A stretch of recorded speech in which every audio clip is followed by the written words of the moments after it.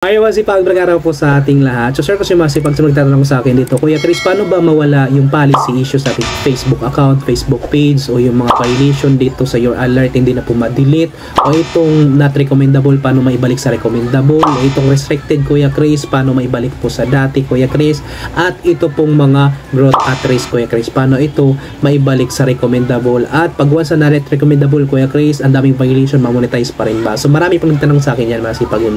So, yan po i-share ko sa dito masipag para mas maintindihan nyo po masipag, para maliwanagan po kayo dyan, kasi lahat na po yan yung mga katanungan nyo ay na-experience ko po yan masipag, na-restrict, growth at risk, not recommendable, no, masipag policy issue, warning, makasipag restricted ng ilang araw, ilang weeks, masipag na experience ko po yan. Kuya Chris, mamonetize pa rin ba kahit ang daming violation at not recommendable?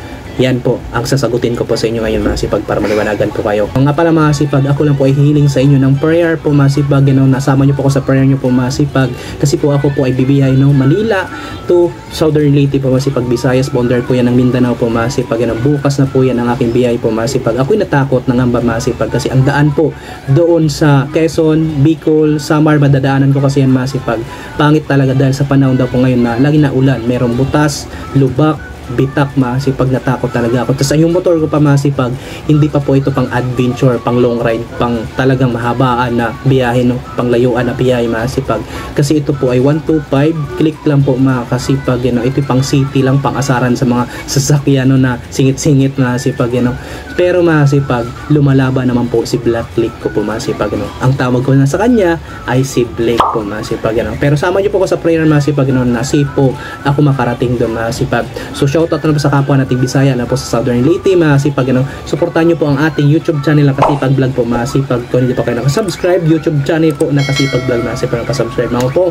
So dito masipag, share ko na po sa inyo, pag once na not recommendable ka po masipag, ang tanging gagawin lang po kasi natin masipag, na comply po tayo dapat sa policy po talaga ni Facebook, sa content moderation policy na po masipag. Iwasan na po natin na makapaglabag po kay Facebook po masipag, para maibalik po ito sa dati po. Ganon din po makasipag, dyan po sa mga restricted po masipag. Dalawa naman po ang dapat natin gagawin: comply sa content moderation policy po dito kay Facebook, at mag-appeal po masipag. Bakit tayo mag-report o mag-appeal po masipag, o mag-concern kay Facebook, para i-review po ang inyong Facebook page, Facebook profile account, kung kayo ba ay na-comply na dito kay Facebook, at consistent kayo, nagtatrabaho kayo kay Facebook, talagang nag-upload kayo, active kayo makakasipag, para mapansin ang inyong Facebook page, Facebook profile account. Kinakailangan po tayo 14 days, 21 days masipag, dapat tayo po ay nag-appeal, nagko-concern. Alam nyo lang po ata mag-report o mag-appeal po masipag, o mag-concern po, kunin nyo lang po yung link, screenshot nyo po yung status ng inyong Facebook account makakasipag, o Facebook page,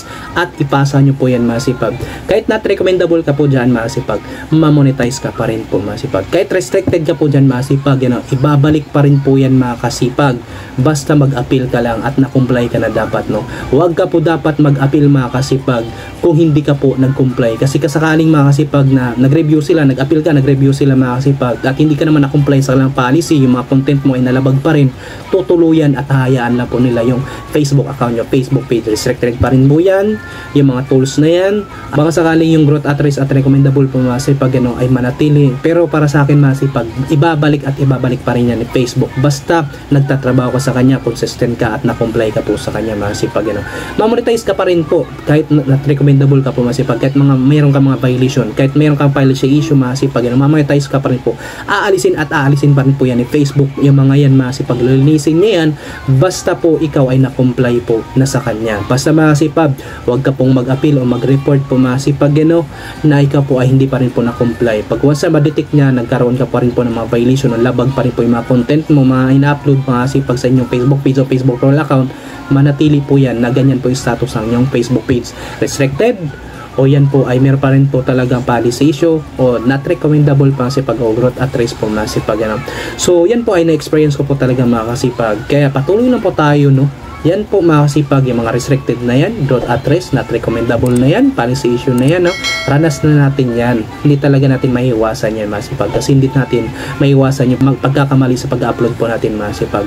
Pero ang dapat natin gawin ay dapat na comply, nasunod na talaga tayo dito sa mga palisiya ni Facebook po mga kasipag, no? At dapat consistent po mga kasipag sa pag-upload ng video, active ka po dapat para talaga mapansin ikaw ni algorithm o ni Facebook para ma-review po, mag-appeal ka, no? 14 days, 21 days po masipag mag-appeal. I-make sure lang iwasan ang mga violation, mga labag sa policy ni Facebook para hindi tayo tuluyan, para may monetize na tayo, para sabay-sabay na tayong kikita dito. Yan masipag, lilinisin po yan ni Facebook, ibabalik po yan sa maayos yung Facebook page o Facebook profile account. Pero pag ikaw po ay nabalik na naman sa pagkakamali, masipag nagkaroon ka na naman ng violation, syempre masipag, gano'n naman po ang proseso, no? Magkakaroon ka pa rin po ng restricted masipag o policy issue, o yan po ay maging manatili na talaga mga kasipag, you know? At maraming salamat po sa inyong tulong po masipag sa akin at suporta po mga kasipag. Kung hindi pa kayo nakasubscribe sa akin YouTube channel na isa po, Kasipag Vlog po masipag, you know? Pasubscribe naman po mga kasipag. At kung meron kayo sa suggestion, katanungan mga kasipag, mag-comment down below sa baba